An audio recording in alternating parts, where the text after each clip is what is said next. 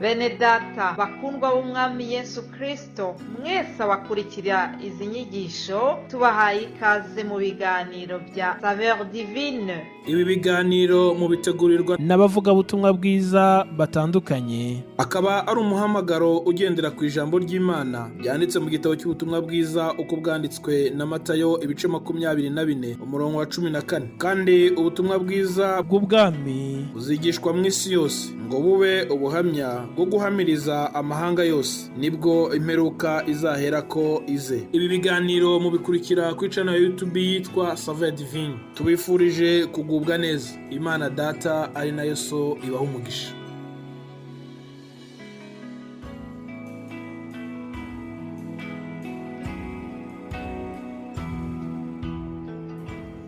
Shalom shalom, bene data dusangiye gucungurwa n'amaraso y'umwami wacu Yesu Kristo. Nongeye kubasuza muri aya masaha kandi nongeye kubaramutsa, nongeye no kubifuriza irangiza ry'icyumweru ryiza. Nkuko bamaze kumenyera urubuga rwa Saveur Divine rubategurira insanganyamatsiko runaka tuganiraho mu gihe cy'icyumweru. Ubu rero tumaze icyumweru turimo tuganira hejuru y'amahoro Imana itanga. Twatangiye kuhambira n'abashiki bacu, tugeze uyu munsi wa none tukiganira hejuru y'amahoro Imana itanga. Ngiye rero muganira umunsi wa none twabagaba Joseph, kandi nanjye ngarutse ku bwa Saveur Divine kugira ngo turusheho kuganira hejuru y'amahoro Imana iha abantu bayo.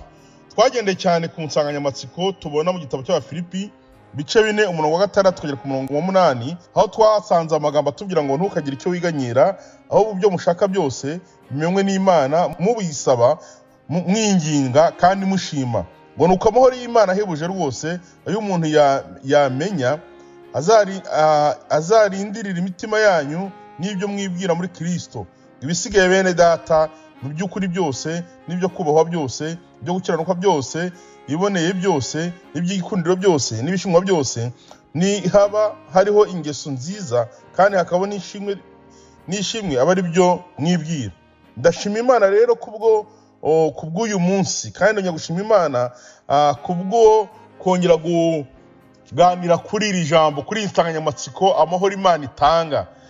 Umuririmbyi umwe nkunda cyane w'ijana 71 mu gushimisha, we yararimbye avuga ngo amahoro Yesu aho abantu be nagira akagero, ngo ntarondoreka, wajya humuriza abayafite, ngo n'utata ntabwo wayakurwaho. Bene data, uyu muririmbyi yongeye kumfasha mu gihe cyose nasobaga insanganyamatsiko tumaze icyumweru tuganiraho, nongera kuririmba n'uyu muririmbyi aririmba ngo amahoro Yesu aho abantu be, ngo ntagira akagero, ntarondoreka, wajya humuriza abayafite, n'utata ntabwo wayakurwaho. Amahoro Imana itanga ni amahoro ahumuriza umuntu kandi agahumuriza uyafite aho yaba ari hose, uko yaba ameze kose, kandi ngo ni amahoro atagira akagero, ntagire igihe harangira, ahubwo ni amahoro agumaho ibihe byose, naho umuntu ari aho ari hose na situation yaba arimo iyo ari yo yose. Niko uyu muririmbyi yaririmbye 171 ngo amahoro Yesu atanga, amahoro Yesu aho abantu be ntagira akagero, ntarondoreka, wajya humuriza abayafite, n'utata ntabwo wayakurwaho. Wiringire Imana, uyiringire, nturabura amahoro meza atyo kandi adashira. Ngo abo Yesu arindisha amaboko ye nta mubisha ubasha kubageraho, nta maganya abasha guhagarika, imitima irindwa n'umucunguzi. Mu byishimo byose n'ibyago byacu biva mu rukundo rw'umwami Imana. We gushidikanya ugiyiringira niyahemukira wizera cyo. Uyu muririmbyi yari yaramaze kumenya akamaro, yaramaze kumenya n'amahoro Imana itanga, uburyo agira ingaruka ku buzima bw'umuntu. Aravuga ngo abo Yesu arindisha amaboko ye nta mubisha ubasha kubageraho. Aravuga ngo ibyishimo byanjye n'ibyago byanjye byose biva mu rukundo rw'Imana. Mwene data, ushiki wanjye tuganira cyangwa se ukurikirana ikiganiro cya Saveur Divine, reka nkubwire ngo ibyishimo byawe, umunezero wawe, nkubwire ngo n'ibyago byawe byose kuba uri umuntu w'Imana biva mu rukundo rw'Imana. Niyo mpamvu ugomba guhorana amahoro iteka ryose, ukumva uguwe neza. Nkunda umugabo umwe witwa Dawidi, nawe yigeze kuvuga baravuga ngo ngenda ryama ngasinzira ko cyikiwe n'Uwiteka. Nyamara icyamutega kuryama ngasinzira si uko yari mu bihe by'amahoro, yari mu bihe by'intambara, abona ibyago n'intambara bimugose, ariko yitegereje arebye yuko ari kumwe n'Imana, aravuga ngo ngenda ryama ngasinzira ko cyikiwe n'Uwiteka. Mwene data, amahoro Imana itanga atuma umuntu aba ahantu hadakwiriye ariko akahaba yishimye. Amahoro Imana itanga atuma ubaho mu bihe by'inzara ariko akabaho yishimye. Amahoro Imana itanga atuma ubaho mu bihe bigoye bikakaye ahantu hatari heza ariko akabaho yishimye. Ndakwifuriza kuzura amahoro Imana iha abantu bayo. dusome ijambo ry'Imana tena mu rwandiko rwa kabiri rwa Petero igice cya mbere umurongo wa mbere n'umurongo wa kabiri. Urwandiko rwa kabiri rwa Petero igice cya mbere umurongo wa mbere n'uwa kabiri hari amagambo nayo atwereka yuko Imana yacu ari yo soko y'amahoro. Bene data kwizera Imana, bene data gutunga Imana, nk'uko abambanjirije bagiye babivuga, nk'uko abambanjirije bagiye babiganiraho, gutunga Imana ni isoko yo kuzura amahoro n'umunezero. Petero wa mbere igice cya mbere umurongo wa mbere aravuga ngo nuko Simoni Petero imbata Yesu Kristo n'intumwa ye ndabandikiye mwebwe abagabanye kwizera kw'igiciro cyinshi uhanye n'ukwacu muguheshejwe no gukiranuka kwa Yesu Kristo ari we Mana yacu n'umukiza.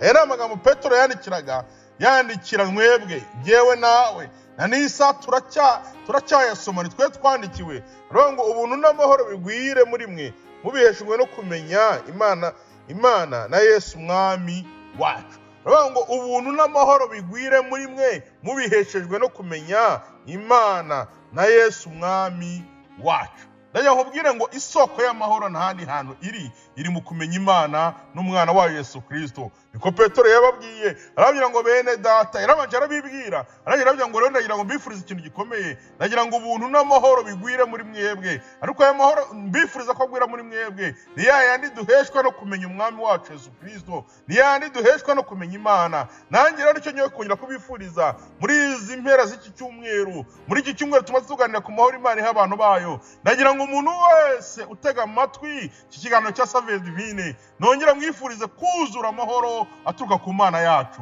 Nongera mwifurize kuzura amahoro duhabwa n'umwami wacu Yesu Kristo. Reka amahoro Yesu atanga akuzure mu byo ukora. Reka amahoro Yesu atanga akuzure mu rugendo rwawe. Reka amahoro Yesu atanga akuzura aho utuye, aho uba, aho uherereye ari hose. Nufungura iki kiganiro, reka amahoro Yesu atanga azakuzure. Amahoro Yesu aha abantu be, ikumuririmbyi yaririmbye wowe ntagira akagero ukanenga ajya ahumuriza abayafite. Ntuteta nawe ntiwayakurwaho. Reka amahoro Yesu atanga akuzure muri iyi minsi isibuza amahoro. Reka amahoro Yesu atanga akuzure muri iyi minsi uburwayi butumye abantu babura amahoro, ariko wowe ntubura amahoro kuko utunze Yesu.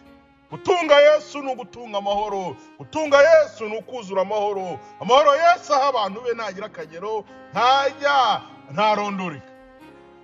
Bene data, ndagira ngo iki cyumweru tugisoze dusenga Imana, kugira ngo Imana y'ubuntu, Imana y'amahoro, nkuko Petero abyifurije bari abantu, arababwira ngo ndifuza ndabingingira kugira ngo ubuntu n'amahoro bigwire muri mwe mubeshejwe no kumenya Imana na Yesu Mwami wacu Yesu Kristo. Natwe nk'abantu, nkatwe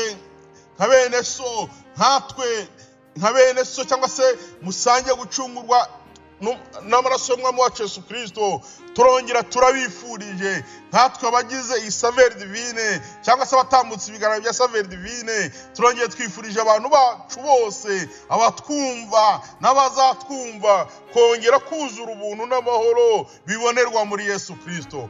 Mana yacu yongere buzuza ubuntu n'amahoro, Mana yacu yongere buzuza ubuntu n'amahoro. Turongeye turabifurije twebwe abagize Saveur Divine, twebwe abategura ibi biganiro bya Saveur Divine, twongeye kwifuriza umuntu uwo ari we wese wumva ibi biganiro kongera kuzura ubuntu n'amahoro bibonerwa mu Mana no mu mwana wayo Yesu Kristo. N'ahandi hantu hari amahoro. Mwene data ukurikirana ibi biganiro, mwene data wumva ijambo ry'Imana, reka nongere nkubwire ngo n'ahandi hantu wabona amahoro. Iyi si yose ibuza amahoro, ariko muri Yesu amahoro arahari. Iyi si yose iguwe nabi, ariko muri Yesu abantu baguwe neza. Reka nkubwire ngo waba uri mu bihe biruhije, waba uri ahantu wumva haruhije, waba uri ahantu wumva hagoye, ariko muri Yesu harimo amahoro. Abamwizeye, abamukurikiye, abagiye bamusanga, bagiye batahana amahoro. Uzasoma ijambo ry'Imana here mu itangiriro ugere mu byahishuwe, uzasangamo inkuru nyinshi zikwereka abantu benshi bari barabuze amahoro, ariko bakwegera Yesu bagahabwa amahoro. Sababujwe amahoro n'ibyaha, begeraga Yesu bakabona amahoro. Sababujwe amahoro n'ubukene, begeraga Yesu bakabona amahoro. Sababujwe amahoro n'ibindi bintu ibyo ari byo byose bitandukanye, begeraga Yesu bakabona amahoro. Yesu Imana yacu ni isoko y'amahoro. Ongera wiringire Imana, wiringire n'umwana wayo Yesu Kristo, maze wuzura amahoro abonerwa muri bo. Yesu ni isoko y'amahoro, Imana yacu ni isoko y'amahoro. Reka masengere ku bwa Saveur Divine, nongera kubifuriza mwese mutega amatwi iki kiganiro kuzura amahoro aturuka ku Mana. Ndawushimye Imana yacu kuko uri Imana yera kandi uri Imana ikiranuka. Ushimiye kwera kwawe n'utumwana kwawe no kwera kwawe. Ushimiye kujyana natwe mu bihe byinshi kandi bitandukanye. Ushimiye ko watubwiye yuko ari we soko y'amahoro. None ndasenze muri kano kanya kugira ngo umuntu wese uzatega amatwi kumva ibiganiro bya Saveur Divine ndetse n'ijambo wese rizageraho zamwuzuza amahoro utanga. Ya mahoro ujya abantu bari mu kaga bakumva baranezerewe. Ya mahoro ujya abarwayi bakumva baguwe neza. Ya mahoro ujya abantu bumva bihebye bakumva basubiranye ibyiringiro. Reka umuntu wese uzumvira ijambo uzamenya neza ko muri we harimo amahoro, n'ubundi uzamuzuza amahoro. Mwami uzuza amahoro abantu bawe, mwami uzuza amahoro iy'isi, mwami uzuza amahoro abayabuze. Tanga amahoro ku bantu kuko ari we soko y'amahoro. Nuko tubisabye, nuko tubyizeye mu izina rya Yesu Kristo wa Nazareti, amen.